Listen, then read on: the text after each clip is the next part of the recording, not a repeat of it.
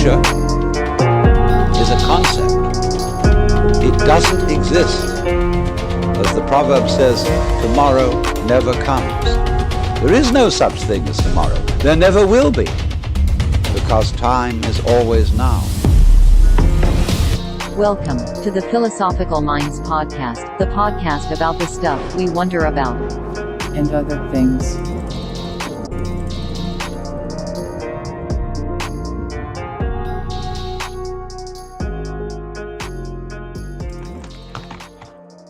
All right. Today's guest is Bryen. Is it Lehto? Is that how you pronounce your last name? Yeah, Lehto. Lehto of Biotemple, Hawaii. Now to give people a sense of what you're about, not necessarily to categorize, but Bryen's a very dynamic man, a plant chemist, mycologist, microbiologist, teacher, operative alchemist, fellow Steiner fan, visionary bioartist with a Sufi soul. And yeah, I'm stoked about this, and I can't wait for people to hear about you and what you're up to. People need to be aware of all the cool shit you're up to, man. So yeah, you're a very crafty creator and original thinker in my estimation, and I really enjoy like reading your posts and love just what you stand for in general. And I can tell that you have like a really deep appreciation and connection with nature. So yeah, anyway, welcome to the show. Yeah, thanks for having me on. Absolutely. So yeah, you live in beautiful Maui, and that place holds a special place in my heart. I've got some great memories there. Special place for sure. I kind of bummed it on Baldwin Beach for a few days in a hammock and hitchhiked around the island. But yeah, it was interesting. There was like some people on Baldwin that had like their own designated areas in the trees, and so it's kind of funny, like just when I was kind of camping out there.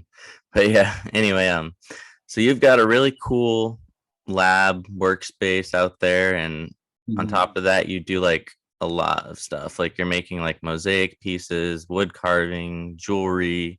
You're genuinely a really creative person. So I was hoping we could maybe talk about the evolution of your whole journey. Where did everything all start, and what are some significant moments along the way, and how did you kind of end up where you're at now?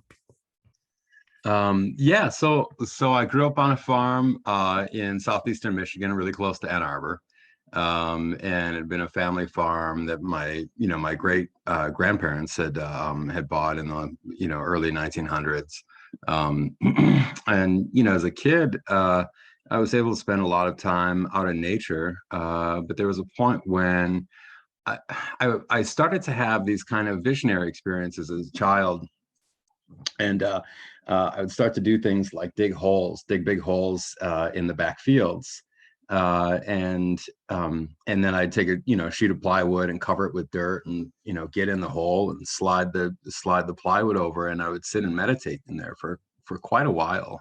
Just kind of my own little kiva, and just really feeling myself in the presence of the earth.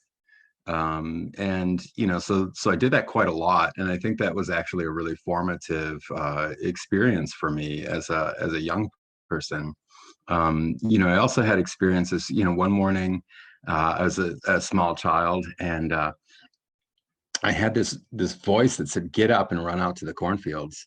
And I leapt out of bed, still kind of in my tidy whities, and I ran out to the cornfields, and all the dew was still out, and it was a cold morning, and I just ran as fast as I could through the cornfields, and all of a sudden the voice said, "Stop," and I just stopped, and I looked in front of me, and right in front of my face was a huge spider web. It was interesting. I think it was like one of these large garden spiders, right? I thought for a while it was like a golden orb weaver. And when I looked at the web, it was covered with droplets of dew, like hundreds of droplets of dew.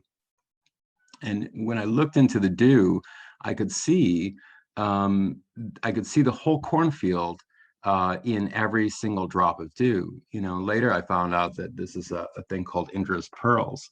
And when I looked to my left, I had seen another spider web with the whole thing going on, and to my right, another spider web. And then I realized that as far as I could see, there was just spider webs full of dew. And this whole kind of this thing really blew my mind as a kid, right? That I could see everything in this single drop of dew, and that was multiplied by millions.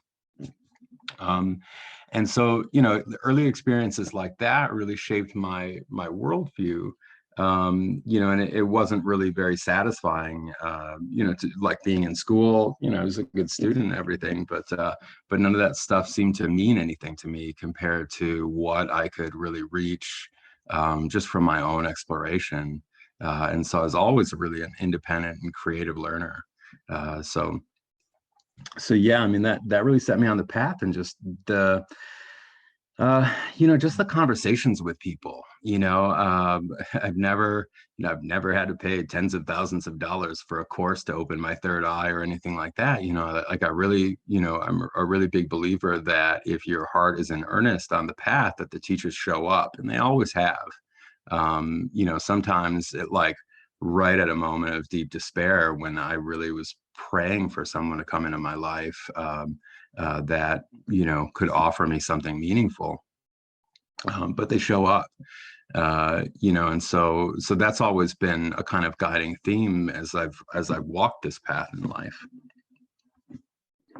Oh yeah, it seems you've kind of always had like a very spiritual intuition of sorts, and like a really observative nature. That's pretty fascinating. So what kind of led you to the island? It's interesting because a few years back, gosh, I've been here for about 8 years, and I was teaching in Vancouver, British Columbia. I was teaching Waldorf before that for 6 years, and then I was in Detroit. And when I was in Detroit, I had this little house in the ghetto with my artist studio in the basement and all that kind of thing. I had a girlfriend that had just gotten back from Maui, and there was just something about the resonance of the place that I knew that I would end up being there. And this was like many years before, of course. And a mentor of mine, Douglas Gabriel, spent a lot of time on the Big Island. He started the Malama Lama Waldorf School. I was teaching for him in these adjudicated youth schools in Detroit. I was teaching art in a maximum security juvenile detention facility. And he had such a strong connection to the island, to the islands. And so that was just for the next, I guess for the next 12 years or so, that was kind of in my field. And then when I was teaching in Vancouver, I met a woman, and we fell in love. And so we were together for 8 years, and we actually came down here together because she had moved to the islands when she was like 19. And she was a former deadhead and a really amazing teacher, and a really brilliant woman. Her kids were down here, and so we ended up coming down here. And that was kind of the spark for it. But it was always, just a draw. There was such a resonance to being here that I knew it was on my path. Wow, amazing. What was your reaction the first time you drove on the road to Hana? Just out of curiosity. Yeah, I mean, it's all like, it was all mind blowing. For quite a while, I was really just blown open. We were living down in Huelo at at the property of Nikki and Eddie Modestini. I actually lived in a cabin that Ziggy Marley lived in at one time. And so down in Huelo, the UPS man came one day and said, "Man, it's like Jurassic Park down here." And so it's a really beautiful place, like kind of, has that vibe of Hana, not quite as deep.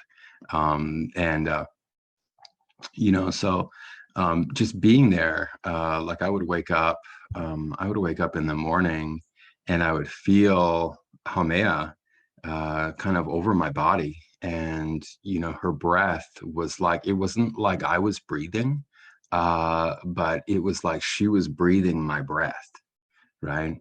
And it's like those things, when I was so blown open when I was first here, that a lot of those things kept kind of happening, these kind of visions and kind of almost supernatural So kind of feelings. for people that are unfamiliar, can you elaborate a little bit on Haumea? Yeah, Haumea is kind of like the goddess of the forest, and gosh, the depth of Hawaiian mythology is so incredible. I can't I can't act like an expert on it or anything like that. But Haumea is for me the goddess that's in the green things, and she dwells in the forests and in the jungles. And she has a really special kind of aloha that she carries with her, that a lot of us that are working with plants here on the island feel special, very special connection to Haumea. Wow. And just previously you had mentioned Waldorf teachings. I was wondering if you could touch on that a little bit too, because this is something I thought was kind of interesting.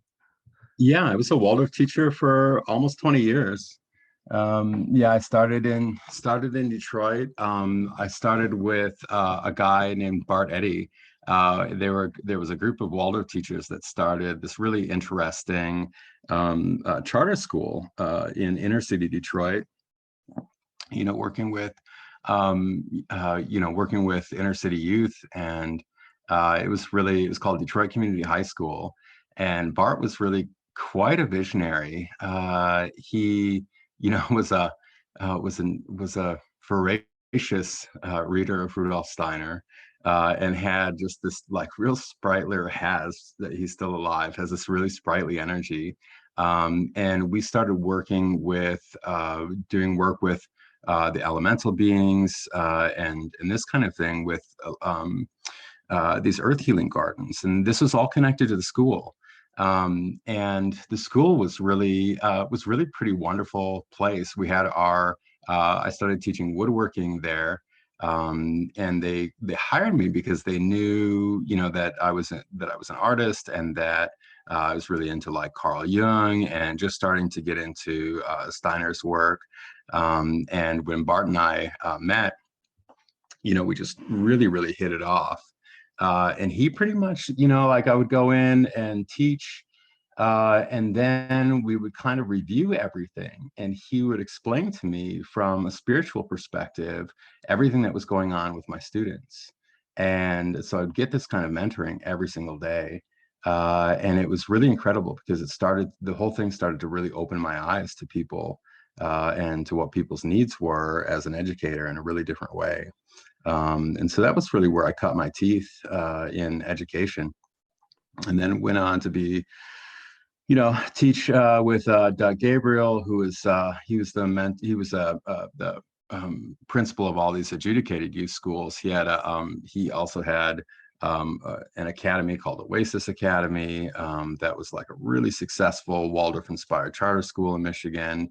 And he was a Waldorf teacher trainer.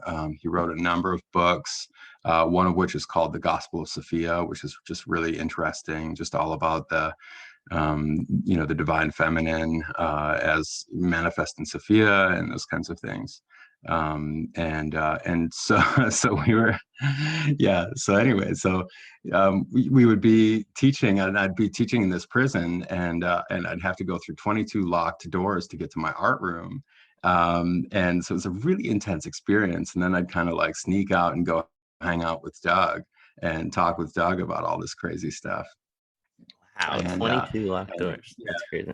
Yeah, no, and Doug, and it was wild because Doug's initiated Vajrayogini, and like he's just, the first time I ever saw Doug was when the Dalai Lama had come to the University of Michigan, and I was in line waiting to see the Dalai Lama, and the last person before they closed the line off was Doug. And when I saw him, he was forehead to forehead with the Dalai Lama. And I didn't realize until I was sitting in his office one day And I look at this picture of him, and he's got his kind of like, he's kind of nerdy looking. He's got his dark, his dark shaded glasses on, and his like really nice crisp suit and his red tie and everything. And I said, "Oh my God, I know where I know you from." This, and I tell him the story about it. He said, "That's the day the picture was taken." And so he was just, but he had just so much joy in the middle of this like heavy kind of environment in this youth prison. It was all maximum security, and you just could hear his laughter ringing out like through the halls. And he just really lent a kind of levity to the whole experience that was really great. Wow. Yeah, that's really amazing, man. It seems like you've had a lot of really great teachers and kind of been in the presence of some really amazing souls over the years. So you kind of describe yourself as a Sufi soul. What exactly is Sufism? Yeah, well, I'm not a I'm not a Suf. I have lots of friends that are Sufs. But I think that there's something, and I imagine that a lot of us that are involved in alchemy, because a lot of it comes out of a lot of alchemy comes out of Sufi traditions, right? Even what was going on in Europe, kind of evolved out of a lot of those traditions and were rediscovered. For me, it's more of a kind of soul resonance that I have, that I think is probably something to do with past life karma. But there's a lyricism that is presented in the kind of the Sufi philosophy that really sets well with me. Even though, I'm really allergic to joining any kind of group or religion or anything like that. The kind of, yeah, the principle of like just being in harmony and oneness with God is really just something that's always been present with me. And whether it's politically correct or popular or whatever, to be in love with God, like I'm in love with God, and all the work that I do really revolves around, my own connection with Source. And so the feeling of it, the ethos of it, to me, like really resonates well with a lot of that Sufi ideology. Although it's also has its own kind of also has its own kind of issues like everything else. But the lyricism that's represented in it really draws me and really attracts me, and really feels like that's part of my own being. Yeah, I love that, man. Yeah, it really definitely comes through in the messages you've been putting out there. And kind of like speaking of lyricism, I love reading the things that you write. And, you'll be posting about like quantum possibilities of DNA and mathematical probability of reincarnation, or about plants as a human being upside down and inside out. And I love that kind of stuff. You really get into the correlations between plant chemistry, anatomy, plant physiology, and its relationship with the human being, and how it kind of relates to things like you had mentioned, morphology and metamorphosis. Yeah. So in regards to like all of your study and research and experimentation over the years, what are some of your interesting findings that you feel are kind of insightful and worthy of mention in regard to things like metamorphosis, for example? Well, yeah, I mean, first of all, I invite everybody to take up the study of metamorphosis, right? What we really see is that I feel is really concrete, is that nature is very efficient. First of all, there's a kind of mechanistic explanation for some of this, but of course, like mechanistic explanations only really go so far. But nature is really efficient, and so it's much better for it to create out of a single pattern, and then just use theme and variation in those patterns, and do it over and over again, right? And this is kind of the what we might describe as the fractal nature of life. And so when we're looking in the human body, looking at the bones and the metamorphosis of the bones, every bone is really the same bone. And if you start to compare, for example, like the shoulder blade with the zygomatic arc, and that parietal plate that's on the head, and you start to look at these forms, you realize, oh, this is the same thing. It's just repeated, and then we start to see the metamorphosis. So what I would recommend, one of the things that's really great, and actually used to be a Rosicrucian exercise, was to sort of watch the growth of a plant over and over again, right? And so you really take this into your soul impression. And after a while, after you've watched a plant grow 100 times, you start to see the archetypal energies of that plant in growth. We can kind of speed up this process by watching time-lapse videos of plants growing. Not quite the same, but it really does start to get us this feeling for this transformation and growth that's happening. What a lot of people don't do that's actually really important is the other side of it, is to watch decay. And a lot of people are really just kind of innately turned off to this process of the observation of the metamorphosis of decay. But really, it's the place where you see the difference when the etheric body has left the physical substance. And then all of these other, all these other things start to come in, and tissues get desiccated, or we have other microorganisms, other life start to eat away at it and go through their whole metamorphosis process. So the specifics of both growth and decay and metamorphosis, super important. And anybody can really just start by watching YouTube videos of both of these processes, because there are lots of people who've done these great time-lapse videos of them, and then go out into nature and start to really get a sense for this. So understanding that, like what I started to get interested in is, okay, what is the alchemy within the plant? What's the alchemy within the physiology of the plant? What's the alchemy in the forest? What's the medicine in the forest? I started to have all of these questions. And the skeleton was really a good, start for that.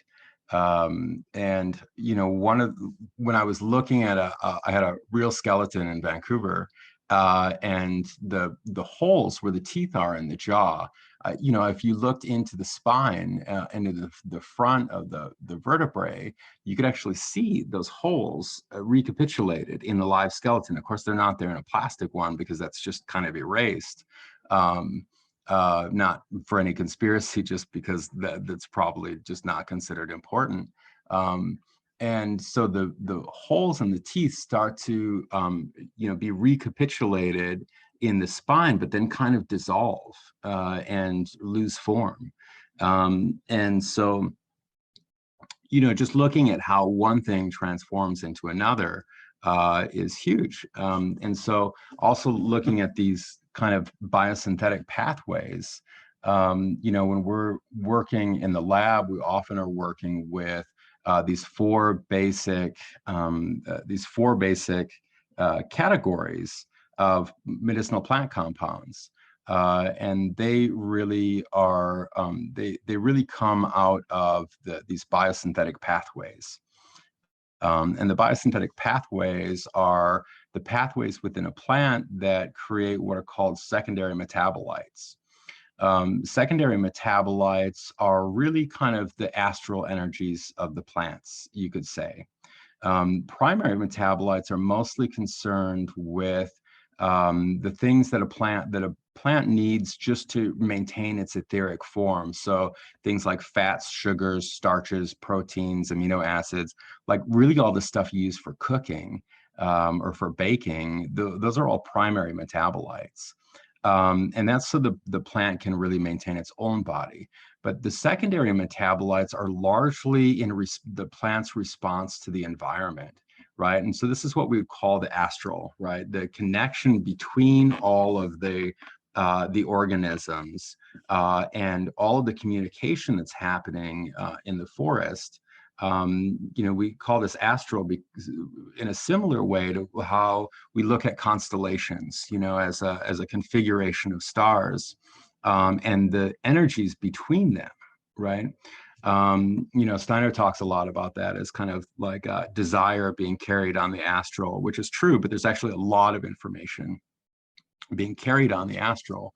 And whereas for human beings, it's like a predominantly spiritual entity, for plants, a lot of that stuff is chemical.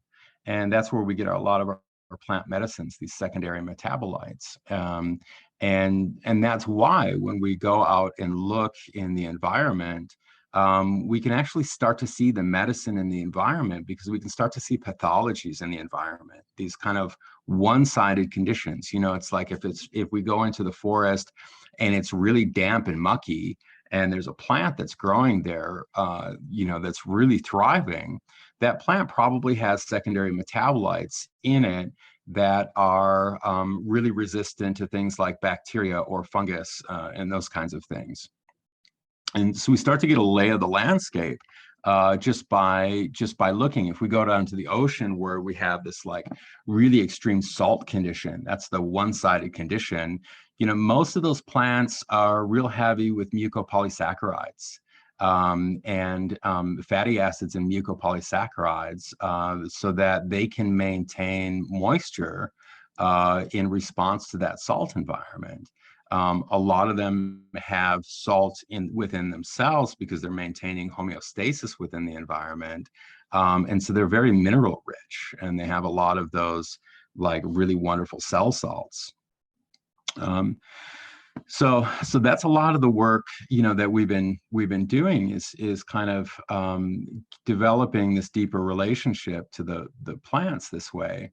And so one of the practices that we use is this kind of astral projection meditation practice, where we go into a meditative state, and I take people on these guided visualizations where we transform our own bodies into these elemental beings, essentially, where we become water, we become air, we become earth, we become space, we become spiritual fire, and actually enter into the plants and start to feel, where the activity is in those plants and how those elemental forces are active in the plant.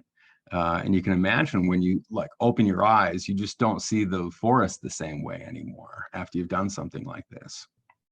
So it's all these kind of practices that we've been really working on. And then of course, like this, really helps us to make really great medicine, because we can work organoleptically. We can actually taste, touch, smell, feel what these four main categories of plant compounds are. And there are two that are water soluble and two that are oil soluble. And so when we're planning out an extraction strategy for making medicine, like we really know exactly what we're shooting for. Even though plants have hundreds of compounds, often the ones that we that are strongest within a plant, that's often what we're shooting for in terms of extraction and medicine making. And so then we can kind of plan out our strategies from there. That is fascinating. Now, just out of curiosity, are terpenes, are those considered secondary metabolites, or? So the four main categories, this is like something good for everybody to know. Everybody that's working alchemically should know these. And it really actually helps you when you're looking at research papers, because a lot of us that are working with herbs and things, we're not necessarily, we're more in the feeling realm rather than the intellectual realm sometimes. And so a lot of this stuff becomes really opaque for people, right? There's like hundreds of different compounds and all this kind of stuff, right? So the four main categories are terpenes, which, like rough hand, we can say those are essential oils, right? And phenolic resins, right? Phenolic compounds, right? So you can think in that way, like, and one that's everybody's familiar with is cannabis, and cannabis has those phenolic resins, that's the THC and the CBD, and it has the terpenes that come along with it, right? So those are the two oil soluble ones, right? So if you want to, if you want to make a cannabis tea, you're actually probably not going to get a lot of those compounds out in your tea. You might even like lose the terpenes from, from heating it, that kind of thing, right? And then the other two compounds that are water soluble are alkaloids and mucopolysaccharides. And if you've been working with plants, you're probably familiar with all four of those, which is great because those four actually form the basis for most plant compounds. Most other plant compounds that we're dealing with are some kind of derivation of those four categories, right? So we see like anthocyanin pigments are derived from the phenolic resins. We see carotenoids are derived from the terpenes, and those kinds of things. Wow. Yes, that is awesome to know.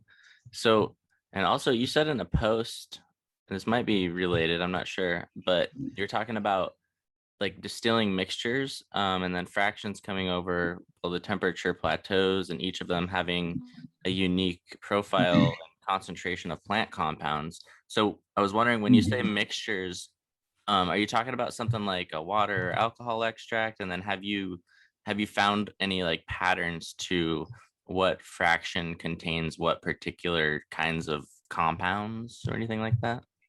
Yeah. So if we talk just about terpenes, right? Because that's all. A lot of our essential oils are terpenes, right? And so the mint family is a really great one for people to explore because all the mint family is medicinal, right? Part of the reason terpenes have low volatility is they're volatile they're highly volatile at lower temperatures, is to actually release heat from the leaf surface, right? And of course, we always have stacking functions in nature. And so it's not just to release heat, but it's also to communicate. And so oftentimes when we're distilling a plant, those volatile oils there might be several volatile oils, essential oils, terpenes that have different boiling points. And so when we're pulling fractions, and there's a few different ways to do this. When we're pulling fractions, we're going to get the terpenes that boil at a lower boiling point. Most of these are going to be the monoterpenes. Those are 10 carbon monoterpenes. And they're going to come off at a lower boiling point. As the molecules get bigger, which is what happens in the biosynthetic process, like molecules, generally speaking, get bigger and bigger and bigger as they go through biosynthesis. And that all happens from enzymes. But as the molecules get bigger, they get heavier too. And so they come over later. So the simple fractional technique that I teach people is to just basically set up your still. And then we use volumetric flasks that are marked at exactly 100 milliliters. You can use any kind of vessel. You just need 10 of them or 12 of them. You can do whatever kind of fraction you want. You just divide your water. Say I've got 1,000 milliliters and I divide it up.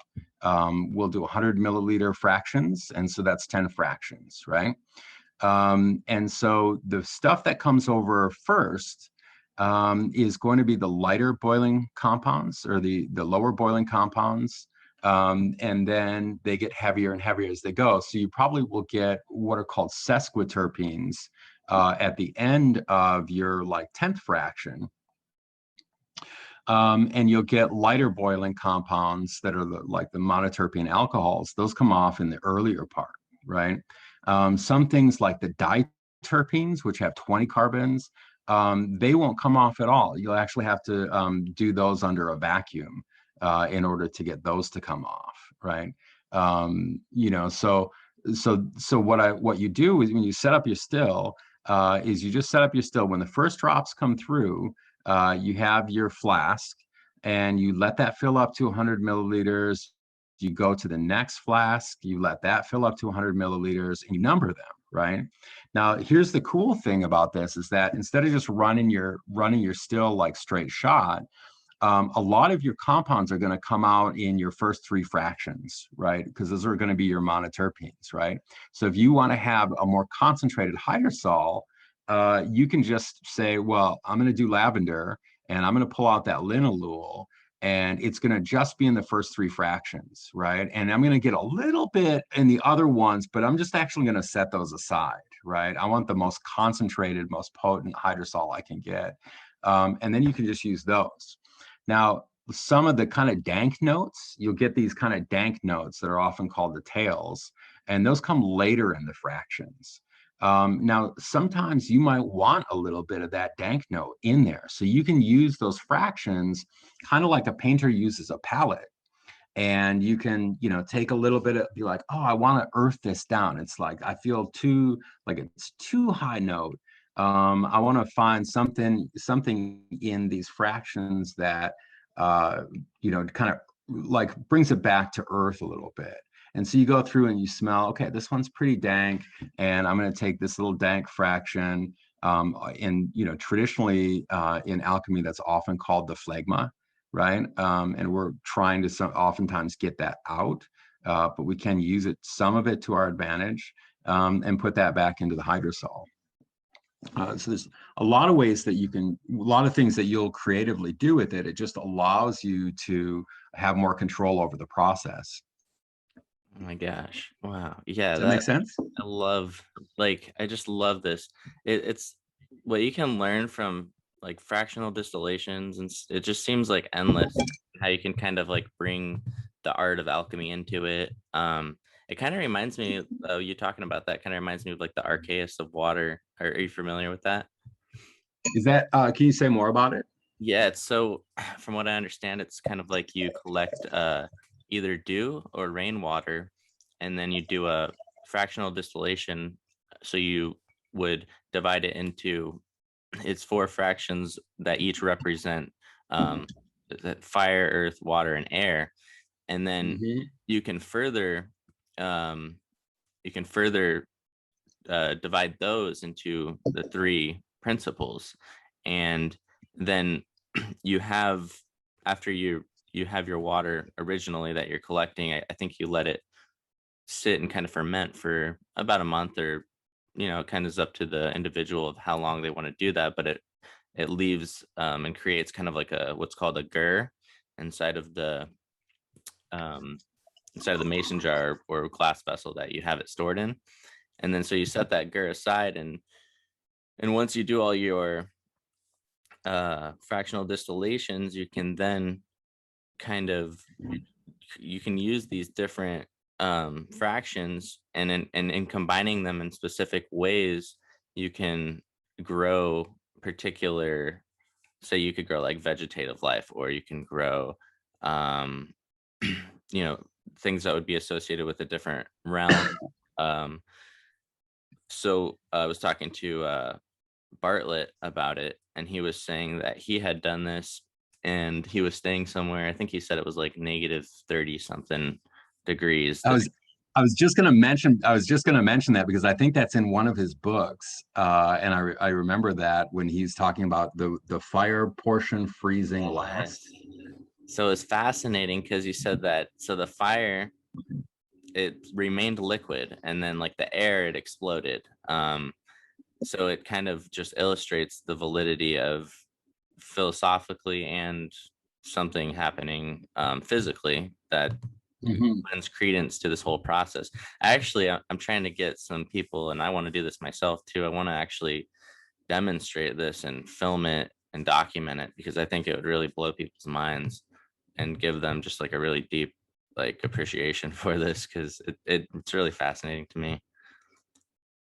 Absolutely. Yeah. And it's like when we talk about different types of water, I used to be kind of skeptical about it. And really it was just a question. I don't want to say I was skeptical, I really am a big believer, anything that you believe, turn that into creative inquiry, right? So instead of saying, I believe this is true, I'm just going to say, I wonder. And, and when I wonder, I go on the question, I have the question, and, that's the quest die on. And that becomes the path of exploration. So a couple of years ago, I was building a permaculture garden for Sunny Savage. She's one of the, kind of local wild food foraging goddesses on island. She used to have a show on Travel Channel, and she has a book and an app. She's really like amazing. And when I was building the garden, I started to have these downloads, because I've been asking these questions. And I always say, like, when you have the questions, like, the teacher will show up. And when I have these downloads, like, I am not always sure what to think of them. But in this download, I started to see the image of the covalent bonds of water, and how these superstrings were active on these covalent bonds of water. And then a person appeared, and he told me his name was Raku Dreyfus, and he was a physicist from 30 years, 35 years in the future, or something like this. I still don't know what to make of this, but what he told me is that these superstrings, which are Calabi-Yau manifolds, are on the covalent bonds of water. And each one of these, Calabi-Yau manifold, I think, is like an 8-dimensional manifold form, can actually store an infinite amount of information. Right, because people like Masaru Emoto and the Voices of Water, people go, yeah, but what's the mechanism? Like, how can it be? And so I think that my feeling is that there are things that we just really haven't been able to fully explore yet, and we see this phenomena of this kind of memory of water, that there's a possibility for something else going on in the phenomena of water. This is like in Genesis, on the third day, the Ruach Elohim like rested above the water, like giving it its spirit. So I feel that there's a possibility that there is an underlying, there is something underlying the structure of water that we really haven't recognized yet. That seems to be clear, and that it may be that it's able to store actually infinite amounts of information, on its covalent bonds rather than necessarily on the atoms itself. And so this is this is kind of what came to me in all of this. So then I started really thinking about it, and the work that we were doing with Cymatics, the music in the water. I built some devices where I've got transducers at the bottom of Erlenmeyer flasks that we're just pumping sound frequencies into these fluids. And there definitely was a palpable difference when I would sonicate these medicines with the cymatic frequencies. But then, just recently, I had an artist in residence here at the Biotemple, Jamie Shadowlight, and we were working, playing violin and bass all week. And a big part of the practice of that is seeing, the cosmic being of music coming in through the body and out through the instrument, and back out into the cosmos. This is kind of how we open the channel. And so when we're working with both of us in the water, we really felt this kind of vortex energy above the water.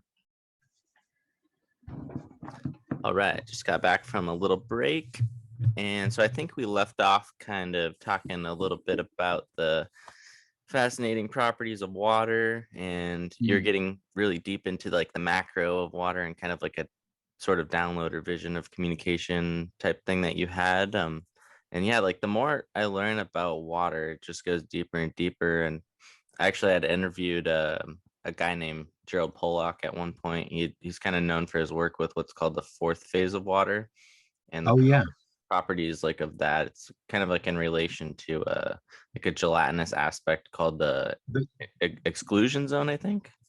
Oh, okay, and that's kind of like the colloid nature of water. Yeah, it's fascinating, Is and that it's like, something to do with it? Yeah. yeah, so they create like what's called easy water from it, and it's supposed to be super beneficial on a lot of levels for like, I think like cellular hydration or mitochondria or something along those lines. But it's pretty awesome. But it was making me think when you were talking about, you were kind of I forgot what you were getting deep into it, but it was making me think about like Steiner's biodynamic course on agriculture and how he was kind Mhm. of getting into like organic chemistry. And I was listening to that on audio, and I was trying to map it all out just to kind of get it in my head. And he was talking about like the relationship between oxygen, nitrogen, and carbon, and he related oxygen to the ethereal, and then nitrogen to like the astral, and then carbon to the physical. And he was talking Yes. about how nitrogen, it drags the living ether into the physical. And I don't know, it was just blowing my mind how the bridge between carbon and oxygen is nitrogen, and it was just fascinating.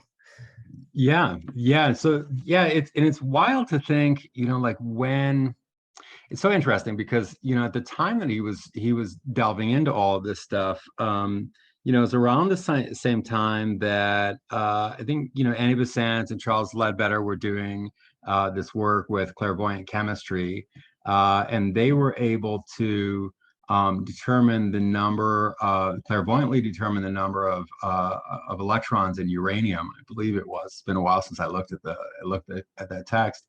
9 years before science was able to. Wow. And so, they really, it was really interesting in the Anthroposophical Society and the Theosophical Society because they really started to develop this spiritual scientific method. And at one point in the history of the Anthroposophical Society, a lot of that work got kind of cut off in a sense. There was a coup within the society, and a lot of people that were doing that work, Ida Wegman, Gerbert Groman, I believe, and Günter Wachsmuth, folks that were really close to Steiner. There ended up being some kind of rift, and it doesn't seem to be very clear what exactly that was. Some of it could have been that like the results were faulty or something like this, but the Anthroposophical Society seemed to really shift itself more into the artistic direction and away from this kind of scientific direction. But what's interesting is all these things like working with the structured water or the cymatics, and a lot of these things that people are really just getting turned on to now. A lot of them came from the work of Rudolf Steiner, like almost 100 years ago, Wow. which I think is pretty fascinating. And it's kind of, when you read his work, it's a real like in between kind of time because the language that he uses is a kind of esoteric language, even though he's trying as best as he can to use a language that's accessible. But for example, like even the idea of DNA didn't even exist. Like the oh gosh, there was an early researcher, not an anthroposophist, but a scientific researcher that proposed some kind of quasi crystal um, that held genetic information.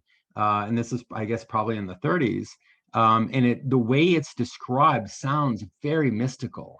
But then when you realize what Watson and Crick discovered in the double helix of the DNA, it actually totally makes sense and describes very well. But when we're talking about like these crystalline forms and the way it's described is very like poetic and mystical. So it seems far-fetched, but then when you kind of get into it and start looking at it and say, okay, what is he really saying with what we know now? And so much of Steiner's work points to a lot of the realities that we're just now sort of coming to grips with scientifically. Yeah, it's Um, sorry, go ahead. Oh yeah, you know what about the carbon, the hydrogen, or the carbon, the nitrogen, the oxygen? You know, this is really such an important idea because a lot of these things that we take for granted, you know, something like water or nitrogen or carbon, you know, carbon, that's just the Black City stuff. You know, it really is when he talks about it as this earthly element. Carbon is the form bearer. Carbon is the sculptor of all organic molecules, right? And it forms the skeletons. With that, you know, when we're going through these alchemical processes, and you know, we're sort of burning something down on the way of, you know, in the way of calcination. You know, we end up at some point where we have most of our substance is really just this black substance, and you burn that further, and what happens to it is it oxidizes and it returns to breath, right? So the burning of any plant matter, I mean, any organic matter, really actually returns it into CO2, of course, which is our breath, right?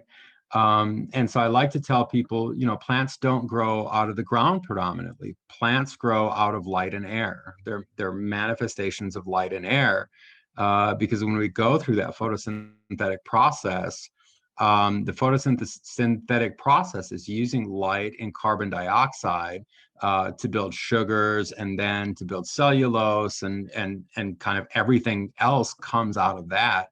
And when we burn a plant down to its white ash, that's really the, you know, the only substance that really comes out of the ground predominantly, is that stuff that's left over as the calcined white ash. And of course, we know physiologically that's actually the electrical body of the plant by and large. That's what it needs that for. So even though it's in the ground, it's not, the plant isn't really coming from the ground. It just gives us that appearance, but really it's coming out of light and air in a very Aquarian gesture. Wow. And then when we talk about the nitrogen, what's so interesting too, okay, so like, you know, in the animal, we've got these amino acids that create proteins, right?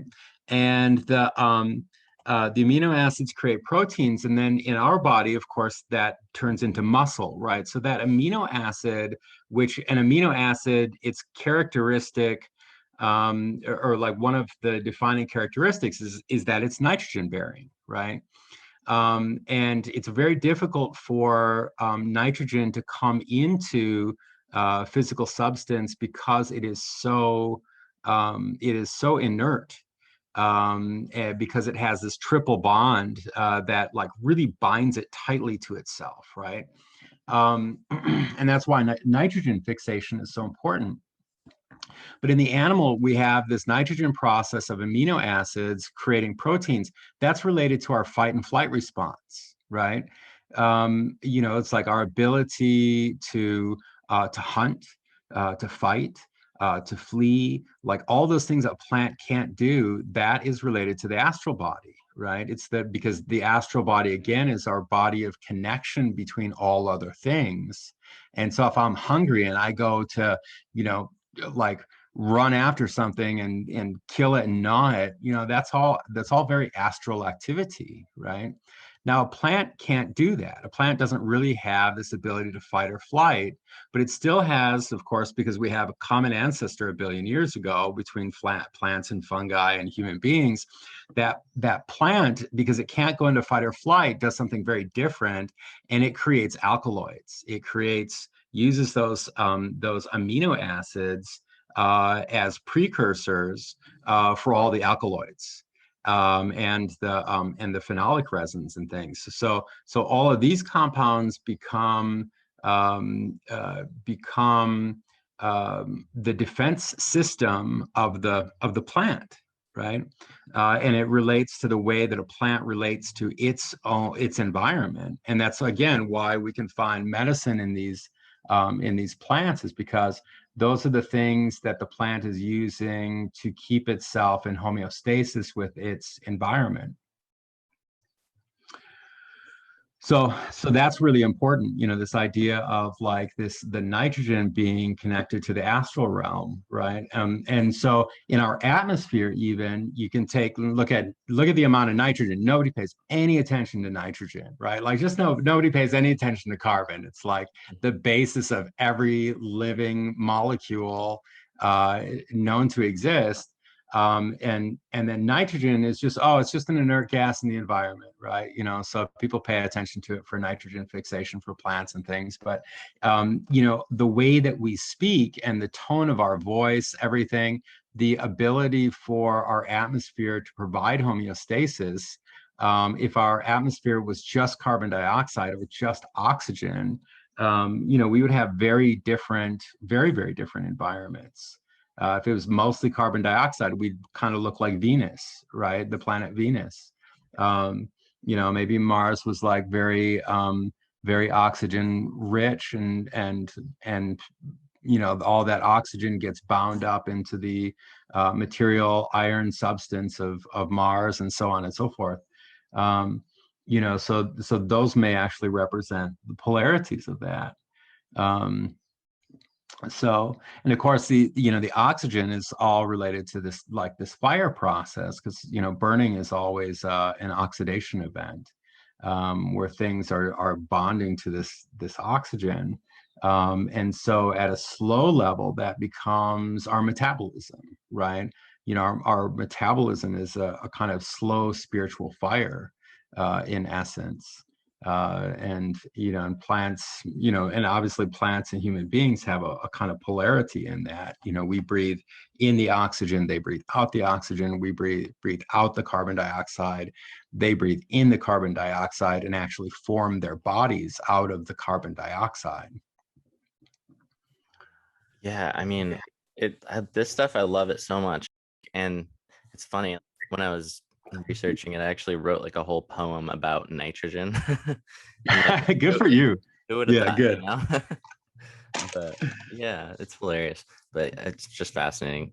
So anyway, so in regards to your meditations, and you had mentioned, like in relation to sound, one thing I heard you talking about in one of your recordings was the crossover in brainwave states between specific psychotropic plants and then sound and vibrational frequencies. So I was just wondering if you kind of elaborate on that a little bit. Yeah, so one of the things, okay, so in the plant meditations a couple months ago, I was working with a group of sound healers and introducing them into cymatic work. And of course, a lot of people say cymatics because, we think cyanide, cyan, that kind of thing. But really the root of the word cymatics comes from chyma, which means wave in Greek. Okay. I always wondered about or that. pertaining to waves. And so it was like, I started doing this stuff 20 years ago. And I was kind of a shock when everybody was saying cymatics. And I'm like, that's not the etymology of that. I'm actually really glad that you brought that up, because I've heard people say it both ways, and I was like, I wonder what the actual correct way is. Yeah. I've actually been very rudely corrected. And I was like, no, you don't really understand the Greek that it comes from. So, but so when we're doing these meditations, and a lot of the work that we're doing is kind of related to astral projection, remote viewing, and creative visualization, right? This kind of forms the core of the plant meditations that we do. And so I was out with a group of these sound healers, and I've been looking a lot, I look a lot at the relationships between the human body and the plant body. And this is really key for kind of grasping the law of signatures as it really appears in the physiology. And so, so we have the idea that, leaf is lung, right? Leaf is also, because it's it's doing respiration. The leaf is eye because it's optically active. The leaf is like kidney, because it helps water regulation. The leaf is like adrenal glands, because oftentimes it's producing hormones, and those kinds of things, right? And so this idea of leaf as ear started really kind of coming up. And okay, if it's like a kidney, the kidney is related to the ear morphologically. You know, everything that's like that's dual in your body actually has real relationships. You know, like you know, testes, ovaries, lungs, eyes, kidneys, adrenal glands. If you look at all of those things, they have very similar relationships structurally, tissue-wise, all that stuff. And so this question of leaf as ear really kept coming up. And so when we were out in the forest with our meditations, and I started to really tune into the soundscape of the forest, right? And the birds and the, you know, the insects, the leaves rustling, all that kind of stuff. And so there was this baseline kind of harmonious form. And then I realized, okay, if a predator is coming in, or if there is something, you know, that is shifted, most of that stuff in the forest goes quiet. And at this point, I really got the strong message from the plants: we are listening, right?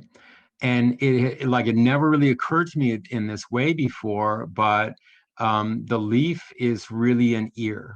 It's a vibrating plane, and it's in vibrating all the time in a response to its environment. And I would be willing to bet I'd be willing to bet that the leaf actually changes its biochemistry depending on whether the soundscape is threatening or harmonious.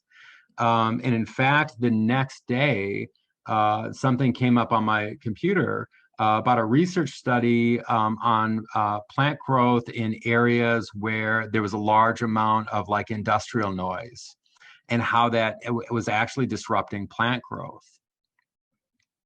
And so I felt like this is really a good corroboration. And so then I started going out and I was like, okay, well, what's the resonant frequency of these leaves? You know, this is like when something vibrates in sympathetic resonance.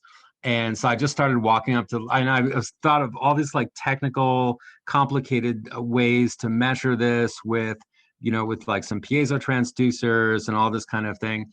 And then I was like, wait, why don't I just walk up to the leaf and start talking to the leaf and see where it vibrates, and sing to the leaf and see what tones it vibrates in. And that's exactly what I did. And I found that there's actually, you know, quite a wide range of resonant frequencies that each leaf has. And you can just do this by like, you know, hold the leaf gently in your hand and start singing to it and lower or raise your tone.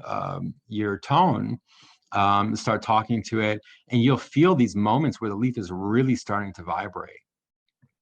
Now, there's legend in the La'au Lapa'au tradition, that's the medicine-making tradition of Hawaii, where the La'au makers would go into the forest, and they would call out the name, and they would call out the illness of the person. I assume they would be chanting it as they went through the forest, and they would watch, and the leaves would start to shake on the plant that was meant to be for the medicine. That is right. Mm-hmm. And it so, sorry, keep going. Yeah, go ahead, please, Sky. Yeah. I was just gonna say it's so cool. It's like, you know, just it reminds me of like in the Kabbalion kind of talks about that universal hermetic principle of like rhythm and sound and vibration, and that kind of permeates the all, and it's just, you know, connected throughout life. And it seems like that's definitely what you're tapping into, and it's fascinating. And one thing I heard you and Jamie discussing, it was like ancient sound chambers too, but I want to get to that. But first I want you to kind of finish up your thought on what you're talking about now. Sure. You know, and so like if to add with what you're saying, you know, my realization lately has been that plants and sound are somehow manifest from the same force. You know, when we look at those cymatic patterns in the water, and I look at the structural form of plants, I actually see them as cymatic patterns moving up into space. And so we just got these EEG headsets, so we can do a little bit of research with brainwave research, just to kind of tie into that. And so once I started to grasp this idea of the plants as sound and the plants as listening, I said, okay, well, wait a second, like, what about the relationship of plants to these brainwave states? And because I knew that binaural beats put us into these certain brainwave states. And a buddy of mine said, Carl Gombrich, he's a sound engineer. He said, "Oh, hey, did you hear about this Monroe Institute document? They just released this like 26 page, and there was an article on Vice." And so in this 26 page, it's that whole like men who stare at goats thing, and they're doing remote viewing work. And so what they found was that by using binaural beats of 100 and 104 hertz, and this page had been missing for like 20 years. They found it on a shelf at the Monroe Institute that researches this kind of stuff. That relationship, those binaural beats of 100 and 104 hertz, actually will help put us into theta states. And I think it's these theta states that we're actually going into when we're doing our plant meditations. And so, we got the EEG stuff to measure this. But the interesting thing is I also found research studies that showed that essential oils, the terpenes, are also affecting these different brainwave states. And so I thought, okay, well, let's work with these things synergistically together. Let's work with, binaural beats and plant extractions in the body together and see if we can actually heighten those effects. So that's what we're just starting to work with now. I've like just got these EEG headsets the other day and just learning to work with them at this moment. But I think there's a big capacity for healing that can happen once we kind of understand this relationship. Yeah, definitely. I can't wait to see what you guys discover with that. Yeah, after listening to you guys talk about like those ancient sound chambers, I was looking into it a little bit, and it was fascinating. There was one where researchers had detected like a 70 hertz and a 114 hertz inside of allegedly it was like a 5,000-year-old mortuary temple on the island of Malta known as the Oracle Room. And I was just like, whoa, that is so cool. And it just seems like this is an ancient sort of science that has just kind of been lost over time. And it's just really cool to see you're kind of like rediscovering the science of it all and everything. Yeah, and I think that my feeling, like Steiner talks about this quite a lot, is that these earlier civilizations had atavistic clairvoyance, where clairvoyance was just this kind of part and parcel of our nature. And then as part of the human evolution, that we actually had to lose that so that we could develop materialism. Which is kind of what we're at now. And what we're seeing now, we've gone so far deeply into materialism. And, like Francis Bacon talks about this in the New Atlantis that he wrote in like the 1600s or whatever, or like, I think it's like 1620, he wrote it, The Great Instauration. But he talks about this society that lives far on this island that has like kind of, rediscovered all of these principles and actually built a society based on it. And he was, of course, Francis Bacon was, along with Descartes, were people that actually initiated the scientific method, or an early version of it. And so I think we're going through the gates of materialism, and we're going to come out the other end with a kind of spiritual science, right? Everything, if we really take seriously everything that we've discovered in the last 20 years in science, whether it's with plant sensitivity, like the sensate nature of plants and quantum physics, and the astronomy, and what's going on all these other planets, All this stuff, we kind of come to this other picture that is a very spiritual picture of our world rather than a mechanistic one. And I think that's part of what this materialistic initiation is really about. And of course, it's going to bring us to the brink of destruction before we recognize that, we need to work holistically and we need to be able to think holistically, because the other way is just obviously not working. Definitely, yeah. And it's interesting that how the ancients, they kind of appeared to have that clairvoyance, like you said, and it's kind of been lost. And it's funny, a few weeks ago I actually got this whole thing that's been going around, COVID, and allegedly, or whatever it is, but it actually had messed with my olfactory, and that's a common thing that people have reported. Yeah. And it was making me think. I was like, this is so crazy how one of my senses is just essentially temporarily gone, and it's all good now. But it made me think, like, I wonder if things have occurred in the past where there have been other senses, and that it just something had swept over humanity that had removed those senses. And it kind of made me think, just when you were saying that, about how, like, the ancients had that clairvoyance, and there's other senses out there that do exist, that a lot of people just don't have the they don't have those faculties developed. But so yeah, I just think that's fascinating. Well, it's interesting, just to add to that, like part of this issue with, like we're not stressing enough the relationship between epidemics and environmental destruction.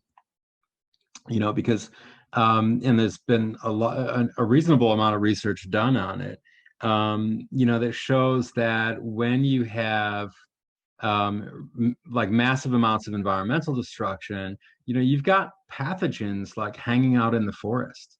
And, it could be in some little kind of swampy bit with mosquitoes around it, and it's relatively, for whatever reason, isolated. And you go into that area and you destroy that part of the environment, it shifts its DNA, or shifts its program to mutate and accommodate so it can survive. And then next thing we know, like, we've unleashed these, unleashed these epidemics. And we see this through history, quite a lot, where we have the height of a civilization. We have, warfare, right? Because we've used, we want to gain power because we've got power. And then there's environmental destruction. Corpses, provide great breeding ground for this stuff to mutate. And then we have plagues, right? And so we see this thing going over and over and over again. And still nobody wants to really talk about the fact that this environmental destruction leads to disease. In the human pathogen, it's probably part of the Earth's immune system.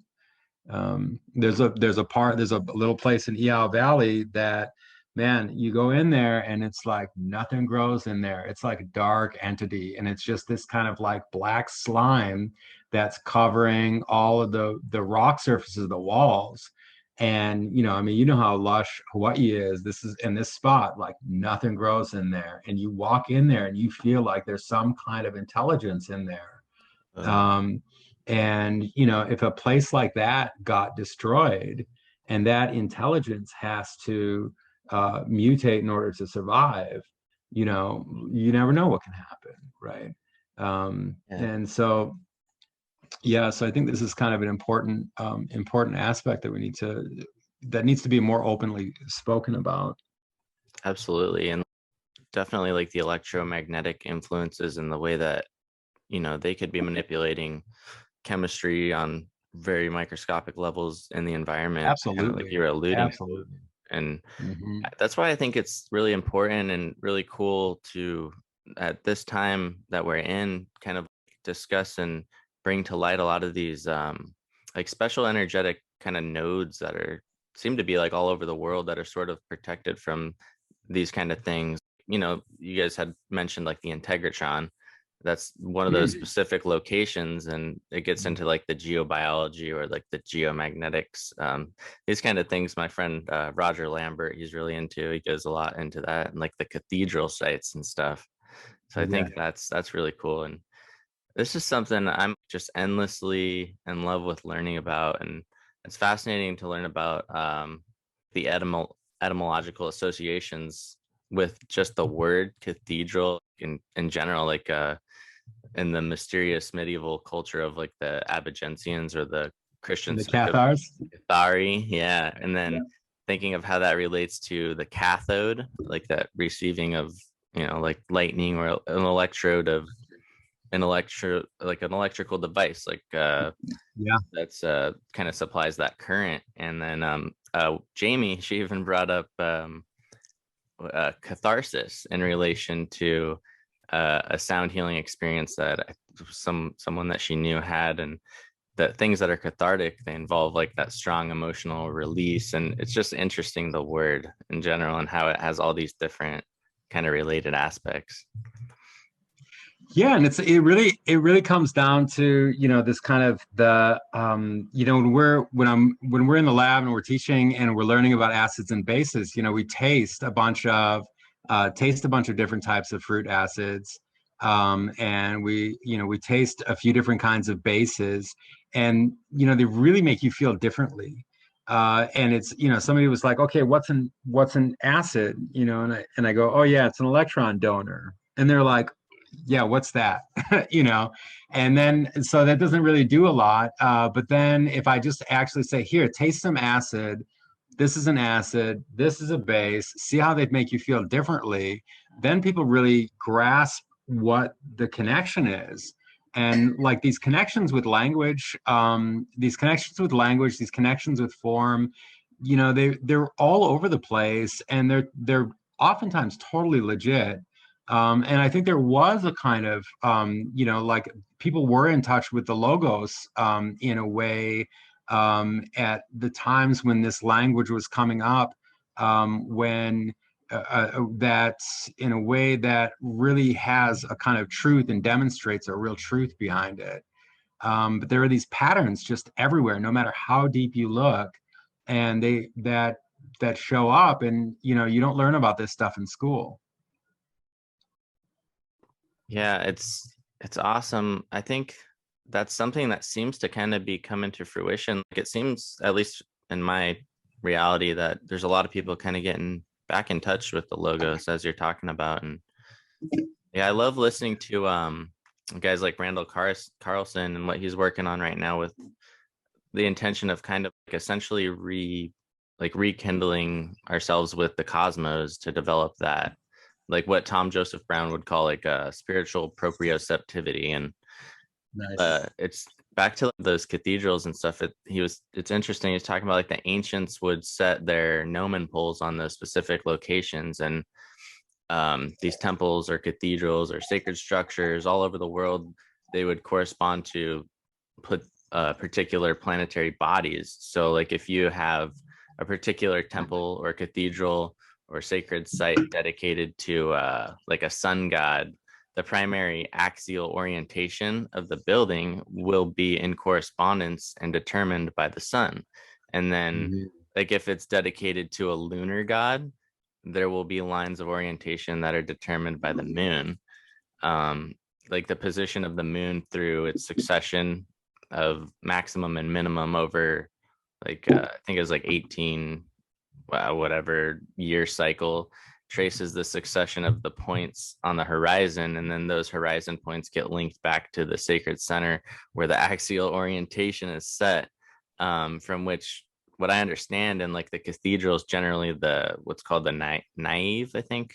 But then there's also like the altar spot where the clergy would sit, which is generally in the apse. It's like the semicircular or polygonal terminal to like, Right, the nave and the apse. yeah. So man, it just blows my mind, like all this knowledge that seems to be at this time particularly kind of resurrecting and coming back into the consciousness. Would you agree and say that? Are you noticing that as well?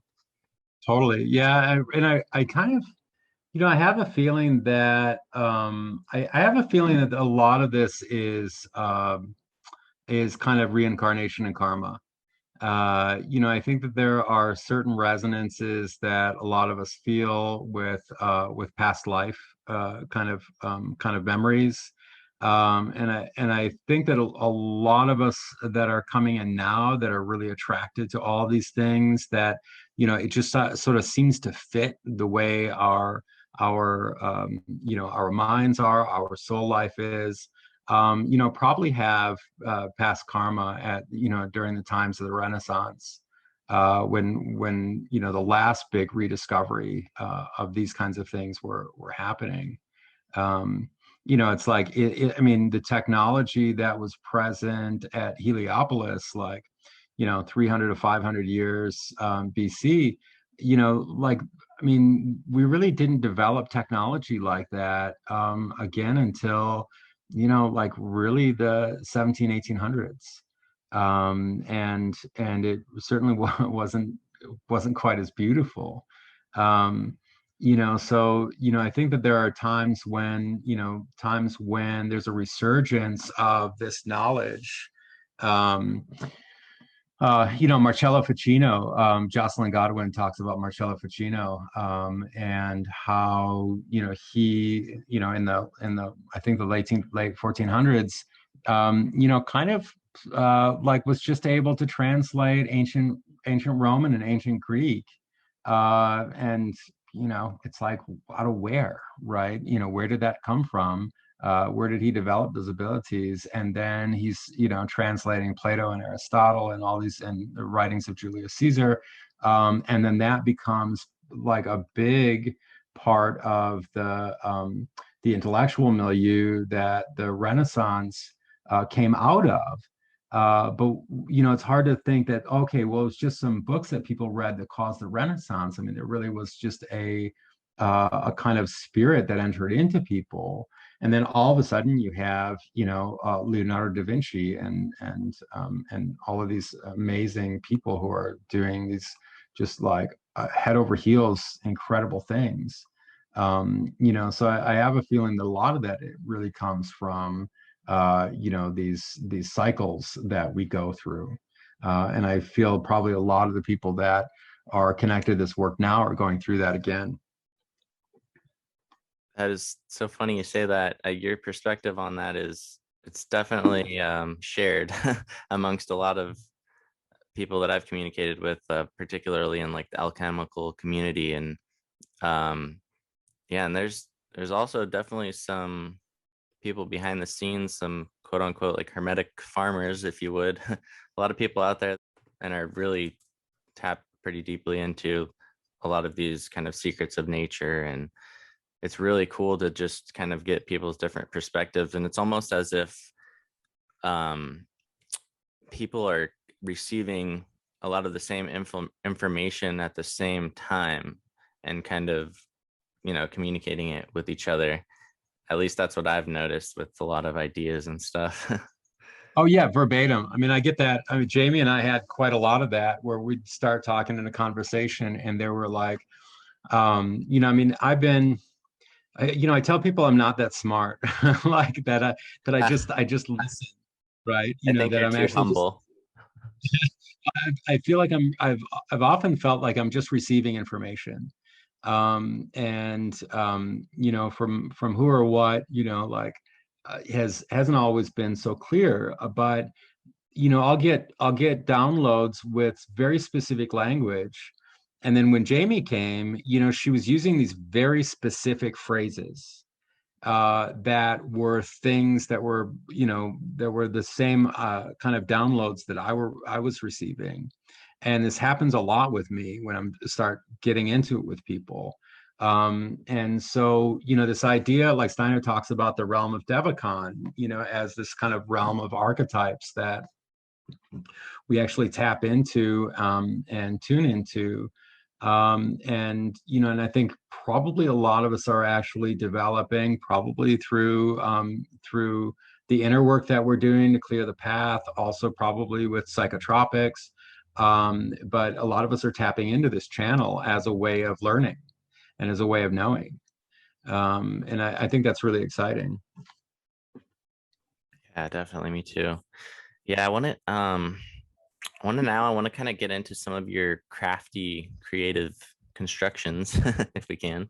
Um, Something really cool that you have. I think it was called like the Jupiter furnace. It looked really Mhm. cool.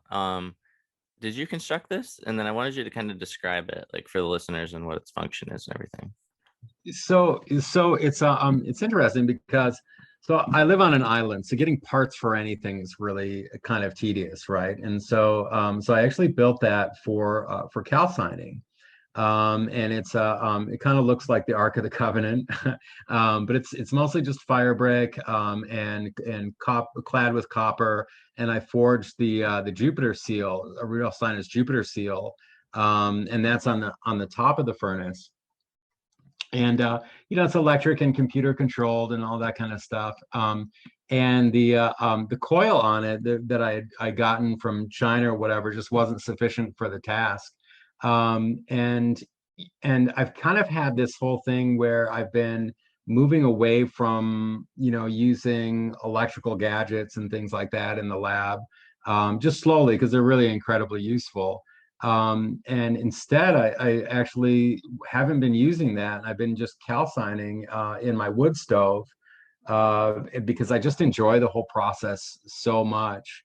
And then I finish it off in a Kerr electromelt furnace that's usually meant for melting silver and gold and that kind of thing. And I swapped out the the crucible, which is a graphite crucible, which you cannot calcine in a graphite crucible, for a high temperature ceramic crucible. And that's just to finish off the calcining process. Oh, okay. I'm glad you brought that up because I had actually recently got a graphite vessel and I was going to ask you what vessel you use. So that's actually really good to know. So, So when I'm calcining, so there's a couple things about calcining that I think people may not realize. One, when you extract out of your mark, when you do like a decoction out of your mark, you're actually taking a lot of the water soluble compounds out. And so then you go to burn down your mark, and it's actually sometimes difficult to get a lot of crystals growing out of that burn mark. And so what I often do, so there's a bunch of different processes involved. But what I'm often doing now is actually redissolving the caput mortem, which I'll talk about in a moment. But for the calcination process, so what I do that is really successful, works really well. I've seen people where they try to like burn off the alcohol and use that to like burn the plants and all that kind of stuff. And that's a really nice idea. Although what I find often happens is that it caramelizes the sugars that may be left in the plant, and can make it actually difficult to take all through the calcination process. So what I do is I dry my mark out after it's all been filtered and pressed. I dry the mark out. real quick, can Yeah. you describe what do you mean? I'm not familiar with that term actually. Out of your Oh, mark. the mark. Oh, okay, great. So the mark is just your plant matter after you've taken your after you've extracted everything. Oops, sorry. After you've extracted everything, your mark is just the plant matter that's left over. Ah, okay, perfect. And so oftentimes that's what we're calcining. If I'm actually trying to calcine for the ash itself, because they're great cell salts, they work synergistically with so well with a lot of plant compounds. If I just want the salts, I'll actually just dry and burn plant matter without doing any other extraction process. But so basically what I do is I'll just take my mark, dry my mark out, and I'll put it in the oven and roast it, slowly to get all the water and get the alcohol off. I'll keep the door of the oven open so it can kind of flush out. Hopefully I've let it air dry a little bit first. And then once the material is really good and dry, Then I put it in the wood stove with kiawe, which has a lot of BTUs. It's a really hot fire. You can use maple or oak, anything like that. And then I basically use flower pots that I've pre-warmed in the oven. What I'm going to do is have somebody make me some high fire crucibles out of high fire clay that have holes in the bottom, because to get it to calcine, you need lots of oxygen. And so I just put them in clay flower pots once they're dry, and I get a really nice hot fire going, get a bed of coals, and then I put my preheated flower pot, which I'm using as a crucible, in the wood stove, and just let it burn all night. And most of the time I get a perfect, I just get a perfect calcination by the time that's done the next morning once it's cooled. And then to finish it off, I use an electric, high temperature electric furnace. And I do that about like 800 degrees for, like 30 minutes or so. And then I get like really pure fine white ash. And then I can dissolve it in water and filter it and that kind of thing. Wow. So that's my process, and that works really, really well. I've not had any problem with that whatsoever. Keep me 'Cause I know posted on that high fire clay vessels. I think a lot of people would be interested in those too. Yeah, so basically I would do, something that's about, I'm looking at a mason jar, something that's about the size of a mason jar with a number of holes at the bottom, small, like 1/4-inch holes, so that the air can get to it and penetrate it. Because if you don't have oxygen, then you're carburizing, and that's pretty much how you make charcoal, is burning something without oxygen. And that's kind of the opposite effect. We want that carbon to return to breath by joining with the oxygen in the process. And then, of course, we're left with that pure, beautiful mineral white ash. Oh yeah. And then what were you saying about something you're redissolving? Did you already mention that, or? Oh yeah. So okay. So here's something that I really like, and I'm using this in the rose medicine that we make. So we do a rose spagyric honey, and so for that process, we're taking the rose, making a tincture of it, 80% ethanol. Then it gets mixed in the honey, mixed with honey, put in the still. The alcohol is taken off at a low temperature to preserve all the compounds and everything.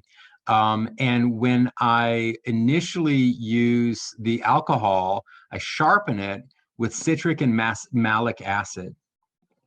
Now, citric and malic acid are present in the rose hip. So whenever I'm working with a plant, I look up what the acid ratio is in the fruit, and that's the ratio that I use to sharpen my alcohol.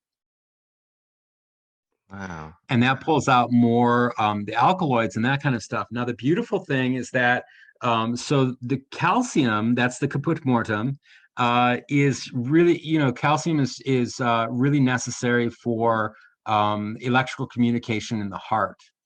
And the most bioavailable form of calcium is calcium citrate malate. So when I sharpen my alcohol with citric acid and malic acid, it then dissolves that combination actually dissolves the calcium that's in the caput mortem. And it creates calcium citrate malate, which is very bioavailable and doesn't form like deposits and that kind of thing, like other forms of calcium can. Oh gosh. Wow. And so that you follow, so that all becomes part of it. And that's a really beautiful thing, a beautiful way to work. So Can you get citric acid from citrus fruit peels also, or? mostly from the fruit. Yeah, mostly from the fruit. So before vinegar was in prevalent use, chefs would use verjus. And verjus is essentially the green juice of unripe fruit. So the sugars haven't developed in the unripe fruit, but the citric acid and the malic acid are actually precursors for the glycolysis process. And and they're really present in the fruit. So you can actually just take any sorts of like fruits that aren't very ripe and juice them, and that's a really good source of these acidic compounds.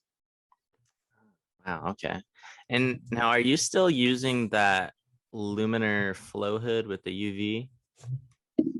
The laminar flow hood, yeah, that works really well. Okay, can you talk a little bit about that?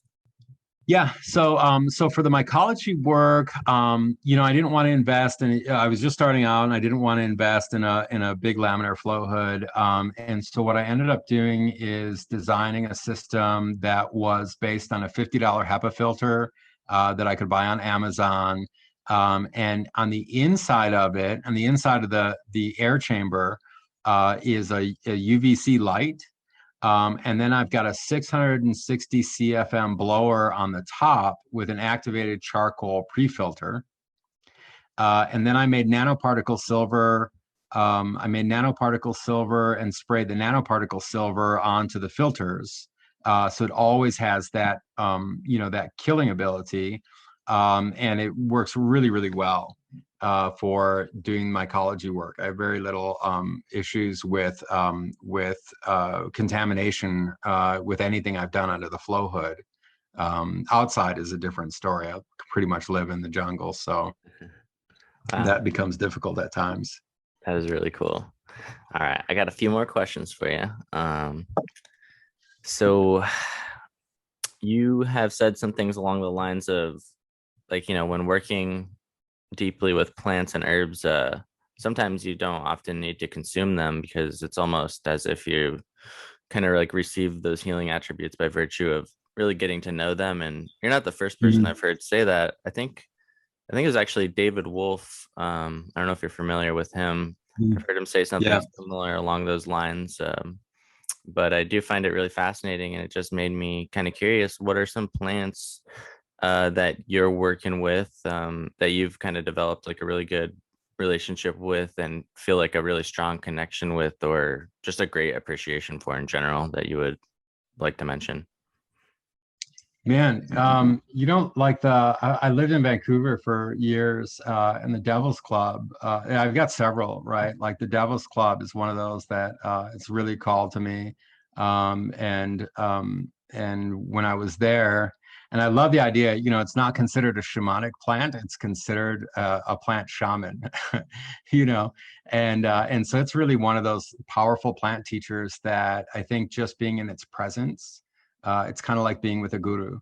Another one is Salvia divinorum, the diviner sage, that, like, I've been growing it for years and never actually consumed this stuff. I just don't feel the need to. Another one that I love like that is the Chinese motherwort, Yimu Cow.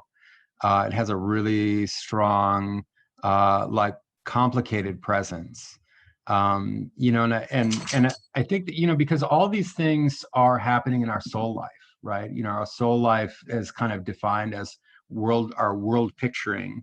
And so even when we actually watch a plant day in and day out, or a tree, or like the growth process, those laws that are implicit into that, we might not know them consciously, but they really are coming into our being. Our brains are, or our brain, our soul life, our body, we're taking in so much more information than we necessarily can comprehend at one time, because if we could comprehend all the information that was coming into us, we'd kind of be fucked. You wouldn't be able to drive down excuse my language, you wouldn't be able to drive down the road because you would just notice everything, right? And so there's this filtering going on. But when we spend time with these plants, just being with them, their nature starts to heal us, just like a relationship with a really good friend.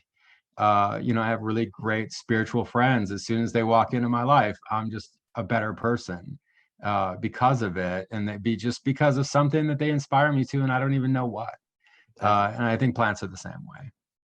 Yeah, I feel kind of like a similar thing with datura, actually, which is kind of, it's associated with like poison, but I don't know. It's just really interesting. It's one of the the plants that I am drawn to, and I'm definitely taking it slow with getting to know it, but I've had some interesting experiences. But Absolutely. Yeah. Yeah, absolutely. I mean, these plants are so complicated, you know, when we're talking about plant intelligence, that really it's like it just takes time, you know, to spend with them. And we don't always have to consume them. That's a weird kind of materialistic mindset, that everything has to happen in a pill or something, right? Or that we have to consume it in order to like take in its medicine, especially plants like datura, because you know it's so powerful.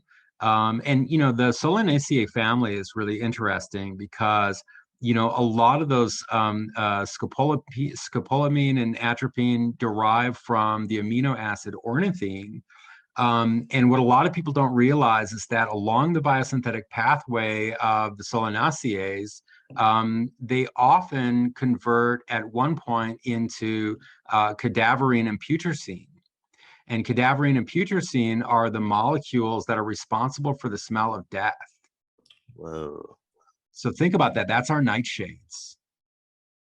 that is so fascinating. Like, tomatoes, those are a nightshade as well. And I think I had actually was an eggplant. I grew this eggplant and I started to plant my datura around it, and it just like seemed to massively accelerate it, just being with that kind of similar. Yeah, Like, and that actually brings up another really important point of synergistics, right? So studying plant families is super important, right? Because biosynthetic pathways occur commonly within plant families. So it's like if you study the mint family, right?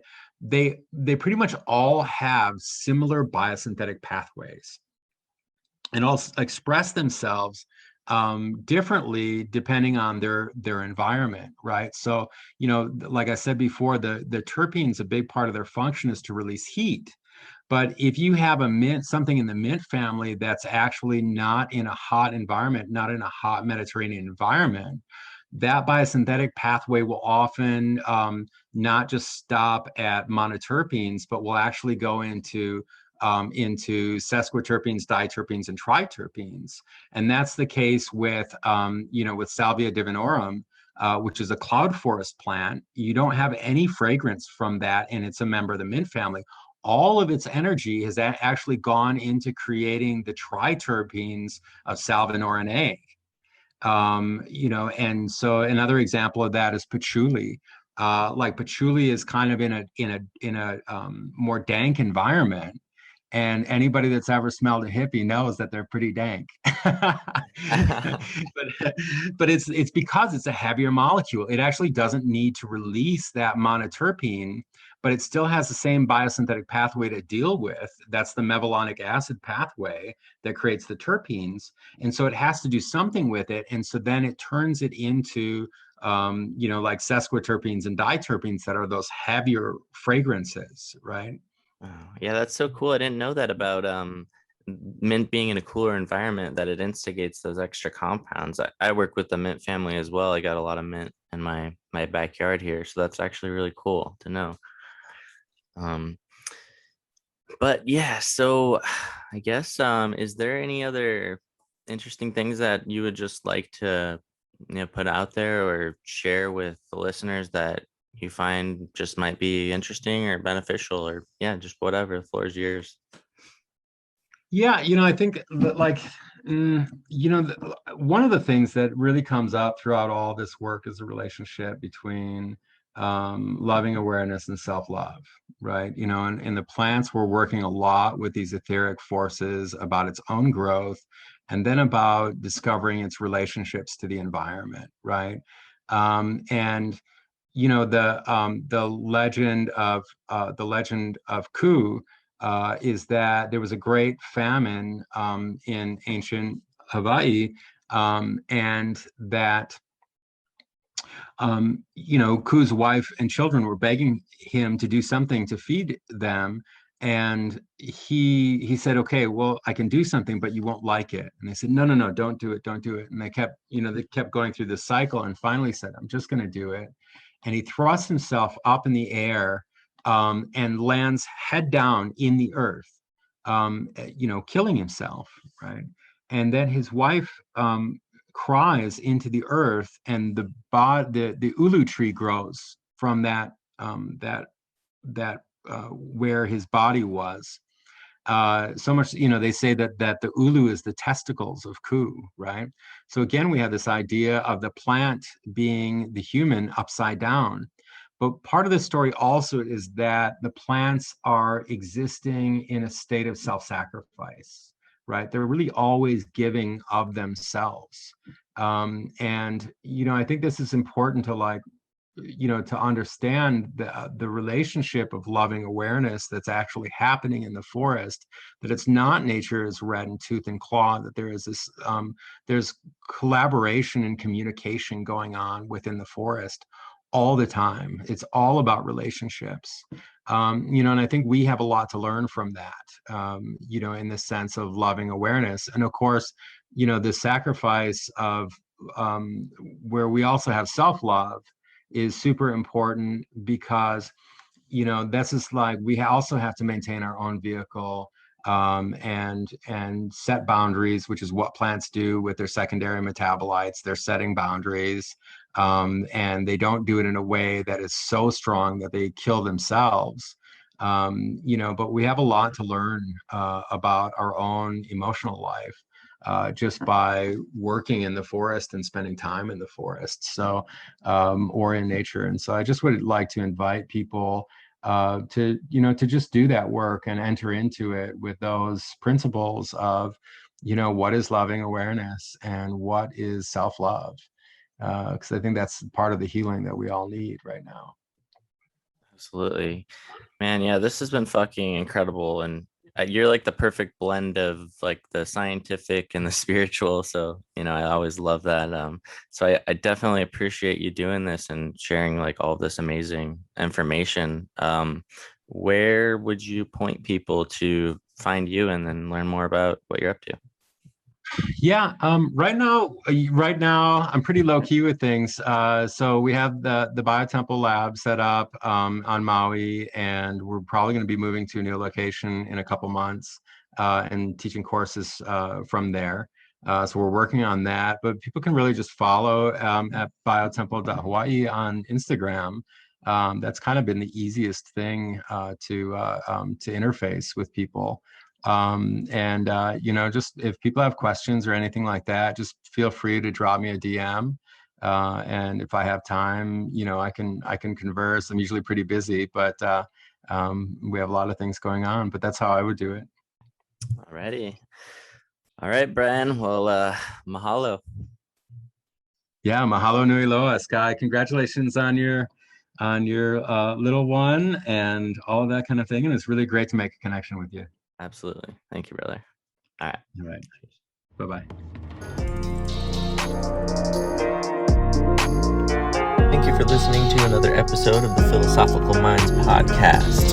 If you've enjoyed any of the content that you've heard today, I'd like to support the show, you can do so over at paypal.me/philosophicalminds. That is paypal.me/philosophicalminds.